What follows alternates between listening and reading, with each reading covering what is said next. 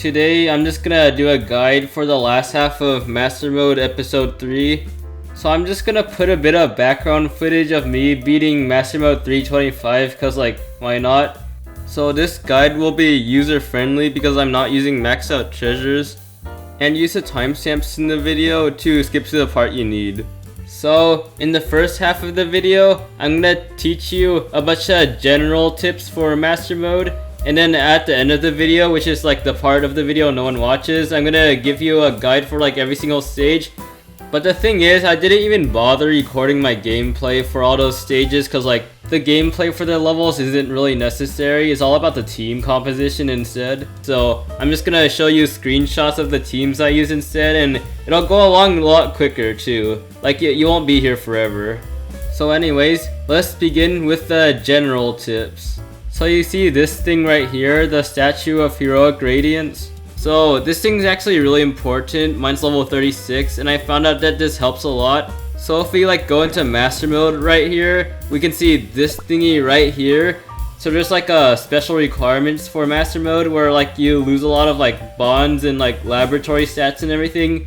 But I'm pretty sure like that Statue of Heroic Radiance isn't affected by this because like it doesn't say it is. So I'm 90% sure the statue helps out in Master Mode, so you should try to upgrade that. The next general tip I have to give is that treasures help a lot. So somehow I managed to get like a level 10 pincushion. Honestly, I don't know how I did it. Like I never spent any money on the game, but you know, I got really lucky. So it helps a lot to have like a level 10 treasure. My Pilgrim Skull is level 7 and it kind of sucks, but you know, I got away with it. So just make sure you level up your treasures really good. And another tip for treasures.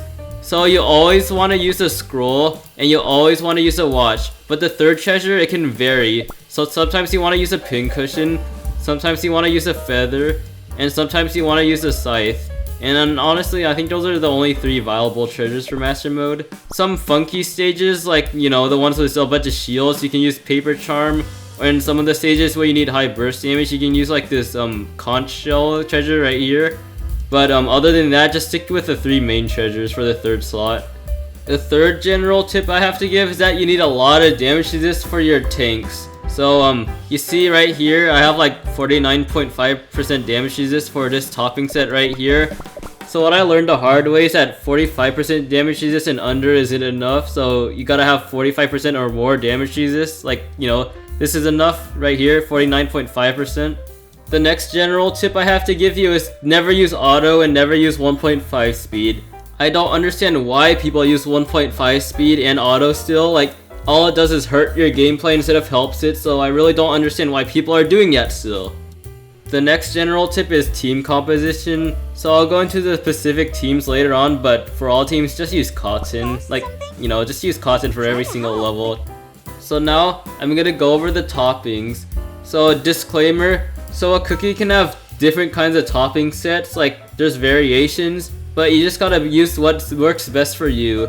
Like for example, if you're using like a Claire and he happens to like die really fast and use damage resist toppings, but if he like doesn't do enough damage then use attack, or if he doesn't have enough cooldown, just use more cooldown. Like just do what's best for you. But I'm gonna give you some suggestions on what toppings you should use. Oh, and one more thing, for every single topping set, just give as much damage to this subsets as possible. Like that substat matters the most. I repeat, go for damage to this substat on every single topping. At least 4% damage to this substat on all of them. So for Dark Cacao, use 5 almonds. For Pure Vanilla, use 5 chocolate.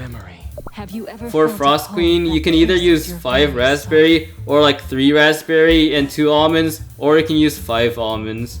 For Sea Farty, there's a lot of variation. You can either use 5 raspberry, 3 raspberry and 2 almonds, or you can use like 3 raspberry and 2 chocolate. Whatever you need the most basically, like if you need more cooldown or damage resist or attack, whatever you need. For Clotted Cream, he can either run 5 raspberry or 3 raspberry and 2 almond. I don't recommend using 5 almond because like he doesn't do enough damage with 5 almond. For Oyster, this one's a bit funky, so it's like a mix of chocolate and almond. Let me show you the individual toppings. So there's this one, this one, this one, this one, and this one. So you want at least 11.2% cooldown for 3 soldiers, and then after that put as much damage to this subset as possible on Oyster. For Cotton, there's two options you can take. The low budget option and the rich people option. So the low budget option is just, 5 chocolate, but as much cooldown subsets as possible. But the rich person option is the same exact thing, except you have cooldown subsets and damage resist. For Claire, there's a lot of variation. So you can either run 5 raspberry or you can run 5 chocolate. So for some reason, I haven't really had any success with using almond toppings on Eclair at all. Like somehow he has a lot of survivability, so I don't know why, but I don't recommend using almond toppings for some reason. For Wildberry, use 5 almonds. For Espresso, you can either use 5 raspberry or 3 raspberry, 2 almonds. Or it's just a stage where like your middle cookies just keep dying over and over, then you can use 5 almonds on Espresso. For Vampire, I always use 5 raspberry on him because he has a lot of survivability since he can like heal himself and revive. For Pumpkin Pie, you must use 5 almond. For Crunchy Chip, also 5 almond. So you kind of don't want to use crit toppings because he dies really fast. Because whenever he uses his skill, he lunges in front of your whole party and then all the enemies target him and just like shred him to pieces. So I recommend using almond toppings only. For Pomegranate, just full chocolate. For Affogato, I recommend using full almond for like this one specific stage I'm gonna talk about later. His damage isn't really that important, it's more about him surviving. And that's pretty much it. So, in case you didn't hear me earlier, just remember, every single topping should have damage resist substats on it. Like, that's the most important factor. Like, the other substats aren't that important, just focus on damage resist. Oh, and one more last important thing. So for the substats, for the damage resist, you want at least 4% on each topping. So as you see, like, I have like 5%, like, 5%, 4%. So you really don't want to go under 4% because that's when the topping becomes lackluster. So make sure every single topping has at least 4% damage resist. Alright, so now let's actually talk about the individual stages past 315.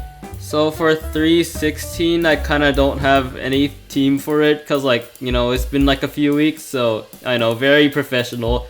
But just use like any team and you'll win, it's pretty easy. So for 317, this level is extremely brutal because of the boss enemies at the end, like those goblins in the treasure chest. So this stage is extremely difficult because it's so similar to 315.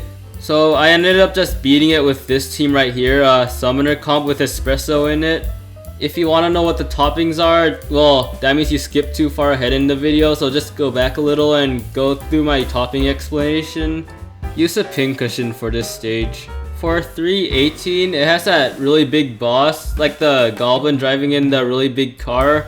So that boss has like a shield, and the reason why I'm using Affogato in this stage is because he can just completely disable that shield and completely just breaks the whole entire stage. So just use this team, it's actually pretty good. It might take a few tries though. I recommend using the pincushion for the stage, but if you don't like the pincushion, you can use a scythe instead. For 319, I found that a non-summoner comp worked best, so just use like 2 tanks and 2 DPS and Cotton and you'll be fine. I used a scythe for this level.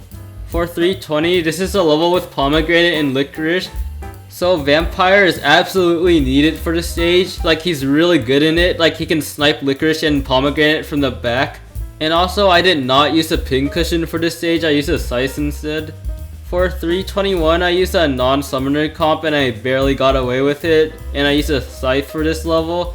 For 322, for some reason I was using Clotted Cream because I was like fooling around, but then I managed to win, so this level honestly isn't that hard, but yeah, just use this team right here and you'll be fine. You can replace Clotted Cream with like Eclair or Seafarty instead if you want. Make sure you use a scythe for this level. Alright, so for 323, this stage is a real nasty one. So at the very beginning of the level, like 1 second in, you get ambushed by a ton of enemies and they do massive damage to your fronts. I tried summoners for this stage, but like Crunchy Chip died instantly in the first wave, so summoners aren't good for this stage. So you kind of need Financier because she can heal herself and she's one of the tankiest fronts in the whole game, and you need as much tankiness as possible for the first wave.